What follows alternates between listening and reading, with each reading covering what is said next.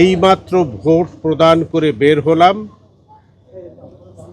ভোটের পরিবেশ খুব শান্ত এবং দুই পক্ষের মধ্যে যে হৃদ্যতাপূর্ণ ভাব দেখলাম তাতে আমি অভিভূত। গত কয়েক বছরের যে দোর্দণ্ড কাণ্ড দেখেছি সেটা আমার কাছে লজ্জাজনক। এবার খুব সুষ্ঠুভাবে সুন্দরভাবে নির্বাচন হচ্ছে। যারা জয়ী হবে, আমার মনে হয় যারা পরাজিত হবে তারা জয়ের মালা পরিয়ে দেবে জয়ীদের। এটাই হবে নিয়ম সংস্কৃতি নির্বাচনের। আমাদের মধ্যে কোনো দ্বিধা বিভক্তি নেই। আমাদের পরিচালক বা সিনেমার লোকেদের মধ্যে কোনো দ্বিধা বিভক্তি নেই। কিছু লোক এসে দ্বিধা বিভক্তি করার চেষ্টা করে, তাদের আমি মনে মনে ঘৃণা করি। ভোটার উপস্থিতি কেমন দেখছেন? ভোটার উপস্থিতি অনেক ভালো, ভোট আসবে অনেক।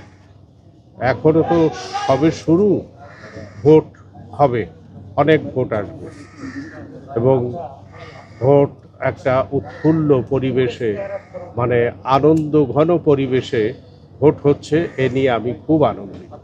আমি একজন সিনিয়র মানুষ হিসাবে, সিনিয়র শিল্পী হিসাবে আমি খুবই আনন্দিত যে আনন্দ ঘন পরিবেশে একটি সুষ্ঠু নির্বাচন হচ্ছে। তারা শিল্পী, তারা একজোট হয় সাধারণত তাদের স্বার্থ রক্ষার্থে। যদি কেউ বঞ্চিত হয়, যদি কেউ